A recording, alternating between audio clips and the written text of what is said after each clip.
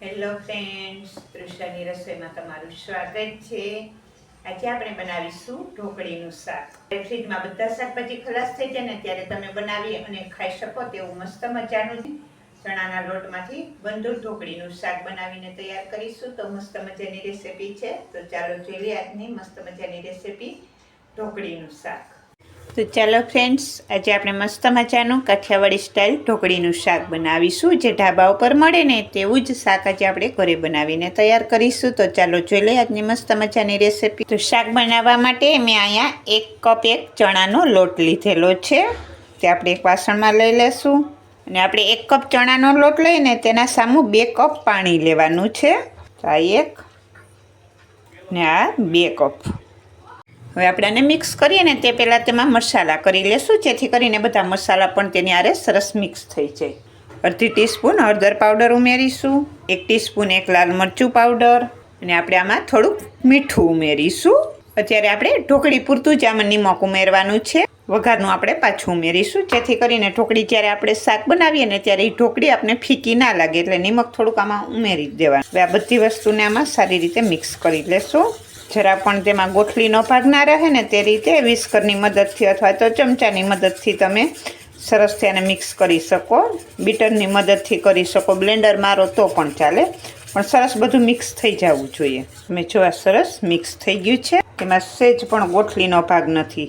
લોટની એકેય ગોઠલી નહીં રહેવા દેવાની. આ બધું સરસ આમાં મિક્સ થઈ ગયું છે. હવે ગેસ ચાલુ કરી અને હું એક નોનસ્ટિકનો પેન મૂકી દઈશ. જે આપણે આ બેટર બનાવેલું છે ને તે આમાં ઉમેરી અને આપણે ગેસ મીડિયમ રાખી અને આને આપણે સતત હલાવવાનું છે, ઘટ થાય ને ત્યાં સુધી. જેમ આ બેટર કૂક થશે ને તેમ સરસ ઘટ થઈ જશે. મેં આને હજી એકાદી મિનિટ પણ કૂક નથી કરેલું તો પણ સરસ ઘટ થવા માંડ્યું. અત્યારે તમને એમ લાગે કે આમાં ગાંઠા છે, પણ આપણે સરસ થોડી વાર માટે કૂક કરીશું ને તો બધા ગાંઠા પણ ઓગળી જશે.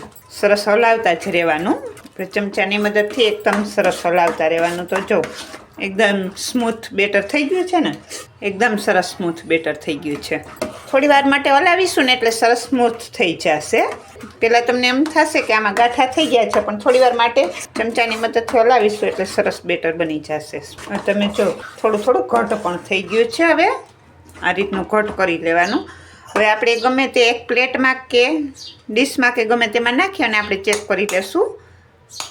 આપણે આને ઠંડુ થવા દેશું થોડી વાર માટે અને આ રીતે સતત હલાવતા રહેવાનું. ઘટ થઈ જાય ને પછી નહીંતર શું થશે કે નીચે ચોટી જશે. ચણાનો લોટ છે ને એટલા માટે. આ સરસ ઠંડુ થઈ ગયું. જો આ રીતે આસાનીથી થઈ જાય છે ને, ભેગું થઈ જાય એવું આપણે કરવાનું. આ સરસ કૂક થઈ ગયું છે. આ સરસ કૂક થઈ ગયું છે. આપણે ગેસ ઓફ કરી દેશું. મેં અહીંયા એક પ્લેટ લીધેલી છે, તેને સહેજ તેલથી ગ્રીસ કરી લીધેલી છે. જે આ બેટર છે ને તે આપણે આમાં ઉમેરી દેશું.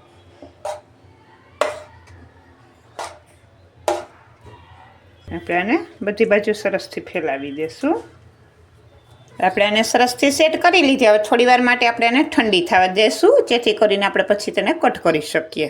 હવે આપણે શાકનો વઘાર કરી લઈએ. તેના માટે ગેસ ચાલુ કરી અને પેન મૂકી દઈશું. ને અહીંયા હું 3 ચમચી જેટલું તેલ ઉમેરીશ. આપણે ઢાબા સ્ટાઇલ આજે આપણે શાક બનાવીએ એટલે તેલ થોડુંક વધારે ઉમેરીશું.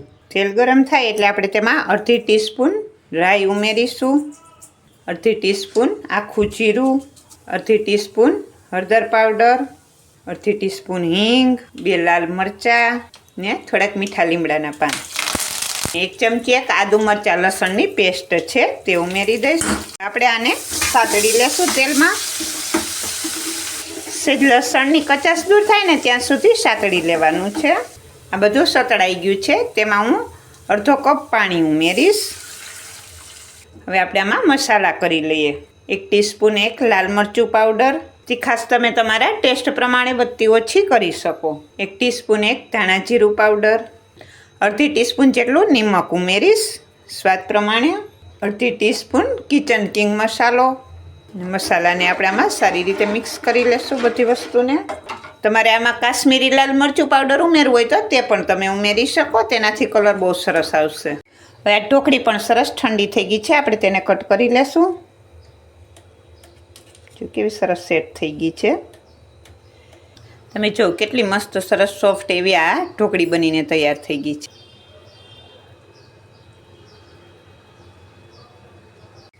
હવે આ વઘાર સરસ ઉકળી ગયો છે. તેમાં હું 1/4 કપ છાશ ઉમેરીશ.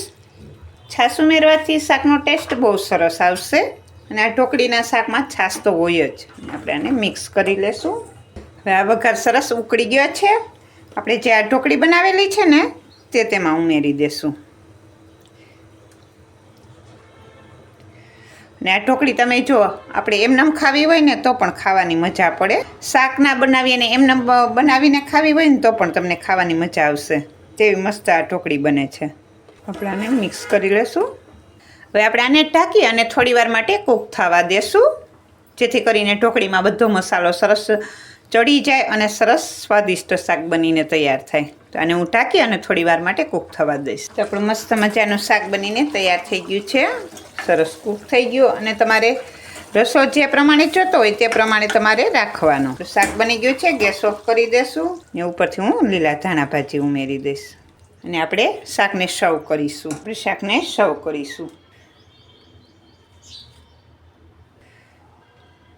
એકદમ મસ્ત ગ્રેવીવાળું શાક બનીને તૈયાર થઈ ગયું. આપણે ઉપરથી લીલા ધાણા ભાજી ઉમેરીશું. તો તૈયાર થઈ ગયું છે મસ્ત મજાનું કાઠિયાવાડી સ્ટાઇલ ઢોકળીનું શાક. જો આજની આ ઢોકળીની શાકની રેસીપી તમને સારી લાગે તો એક લાઈક કરી દેજો, તમારા ફ્રેન્ડ સર્કલમાં શેર કરી દેજો અને ચેનલને સબસ્ક્રાઈબ કરી દેજો. બાજુમાં રહેલા બેલ આઇકન બટનને દબાવી દેજો, જેથી કરીને મારી નવી નવી રેસીપી તમને રોજ મળતી જ રહે. તો મસ્ત મજાનું એકદમ સરસ ટેસ્ટી એવું ઢોકળીનું શાક બનીને તૈયાર થઈ ગયું છે. આ શાક તમે રોટલી, પરોઠા, રોટલા ગમે તેની સાથે ખાઈ શકો. તો મસ્ત મજાનું એકદમ સરસ ટેસ્ટી એવું ઢોકળીનું શાક બનીને તૈયાર થઈ ગયું છે. જે ઢાબા ઉપર મળે છે તે જ રીતે ઢોકળીનું શાક મેં બનાવેલું છે. તો મસ્ત મજાનું એકદમ સરસ ટેસ્ટી એવું આ શાક બનીને તૈયાર થઈ ગયું છે.